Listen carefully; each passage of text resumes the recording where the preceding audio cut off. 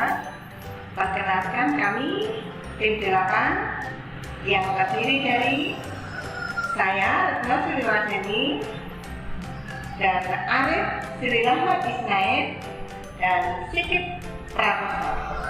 Kami akan mempresentasikan tahapan penerapan pembelajaran tematik terpadu. Berikut definisi pembelajaran tematik dari beberapa ahli.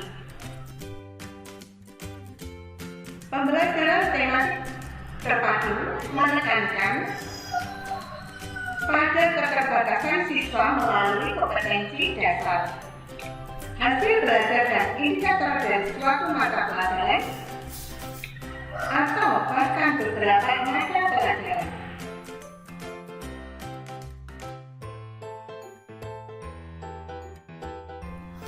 Melalui penerapan pembelajaran tematik, diharapkan pembelajaran yang dialami peserta didik antara lain yang pertama adalah belajar untuk mengetahui atau learning to know, yang kedua belajar untuk melakukan atau learning to do, dan yang ketiga belajar untuk menjadi atau learning to be, dan yang terakhir atau yang keempat belajar untuk hidup bersama atau learning to live together.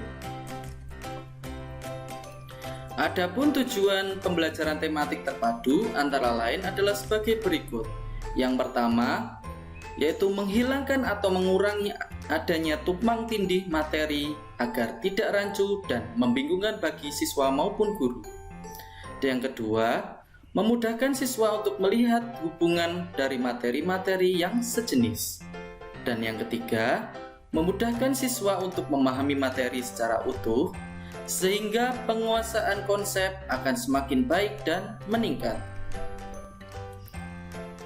Agar tujuan pembelajaran dapat dicapai secara maksimal, guru perlu mempertimbangkan beberapa hal sebelum menerapkan pembelajaran tematik terpadu, yaitu adalah karakter siswa.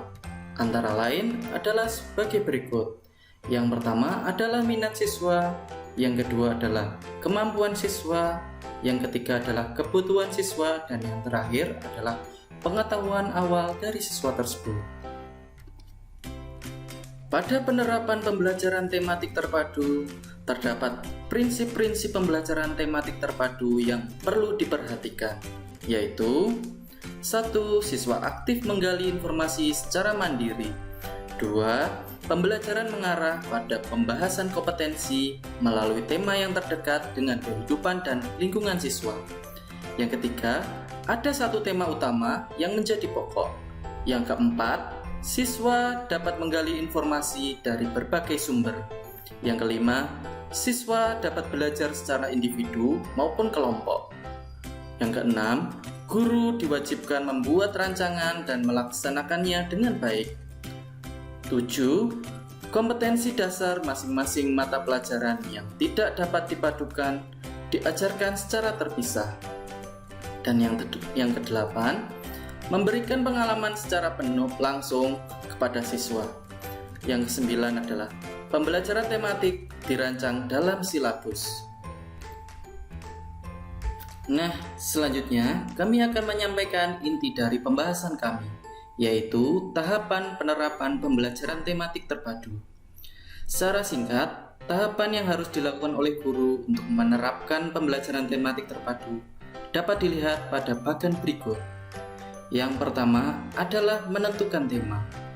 Yang kedua, mengintegrasikan tema dengan kurikulum termasuk di dalamnya analisis SKL, KI, KD, dan indikator. Yang ketiga adalah pemetaan materi. Yang keempat adalah membuat jaringan tema. Yang kelima adalah menyusun silabus. Dan yang keenam adalah menyusun RPP. Dan yang terakhir adalah tahap pelaksanaan, yaitu mengaplikasikan pembelajaran tematik terpadu terhadap peserta didik atau siswa itu sendiri. Nah, untuk selanjutnya mari kita membahas tahapan pembelajaran tematik terpadu secara satu persatu. Tahapan pertama adalah menentukan tema.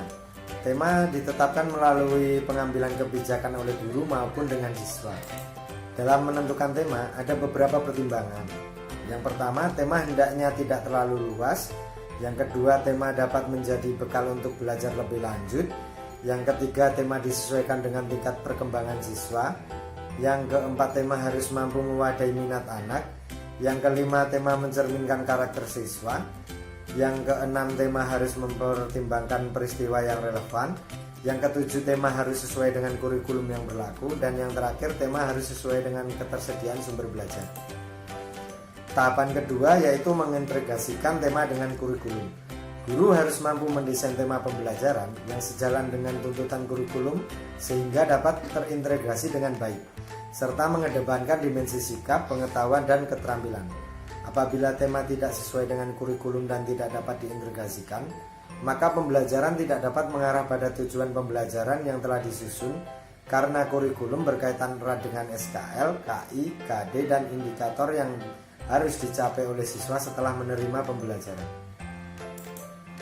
Tahapan yang ketiga adalah memetakan materi. Pemetaan materi wajib dilakukan oleh guru dalam proses perencanaan dan pengembangan rencana pelaksanaan pembelajaran atau RPP pada kurikulum 2013. Melalui pemetaan materi, guru dapat mengidentifikasi jenis bahasan materi apa saja yang perlu ada dalam suatu kompetensi sebagai dasar pengambilan keputusan terkait pendekatan pembelajaran, strategi, media pembelajaran, dan hal yang lain yang akan digunakan pada pembelajaran nantinya. Yang keempat adalah menyusun jaringan tema. Jaringan tema merupakan bagian utama dari pembelajaran terpadu yang tidak dapat dipisahkan dari pembelajaran tematik terpadu. Jaringan tema mencakup pola hubungan antara tema tertentu dengan sub-sub pokok materi yang diambil dari berbagai bidang studi terkait. Melalui jaringan tema, siswa diharapkan dapat memahami tema yang dipelajari dengan baik. Dan yang kelima, menyusun silabus. Silabus merupakan salah satu komponen perangkat pembelajaran dari rencana pembelajaran yang disusun oleh tema tertentu. Silabus mencakup standar kompetensi dasar, materi pembelajaran, indikator, penilaian, alokasi waktu, dan sumber belajar yang dikembangkan oleh setiap satuan pendidikan. Ini akan memudahkan guru untuk mempersiapkan RPP yang akan digunakan untuk pembelajaran. Yang keenam adalah menyusun RPP. Penyusunan RPP mencakup pengorganisasian kegiatan pembelajaran, sumber belajar, bahan ajar, media belajar, serta kegiatan penelitian atau pembelajaran di luar ruangan yang bertujuan untuk menunjukkan implementasi tema pembelajaran di kehidupan nyata. Dan yang ketujuh adalah pelaksanaan pembelajaran. Tahapan ini guru memberi peluang kepada siswa untuk mampu berpartisipasi dalam kegiatan pembelajaran. Guru harus memberikan rangsangan positif terhadap kemandirian siswa untuk mencari materi dan informasi yang berkaitan dengan tema yang dipelajari. Kesimpulannya adalah pembelajaran tematik adalah bentuk model pembelajaran terpadu yang menghubungkan suatu konsep dalam beberapa materi pelajaran atau bidang studi menjadi satu tema atau topik pembahasan tertentu sehingga terjadi integrasi. Pembelajaran ini menekankan pada keterlibatan siswa untuk berkompetensi dasar, hasil belajar, indikator dari suatu mata pelajaran atau bahkan beberapa mata pelajaran. Ada 9 prinsip yang harus diperhatikan untuk menerapkan pembelajaran tematik terpadu.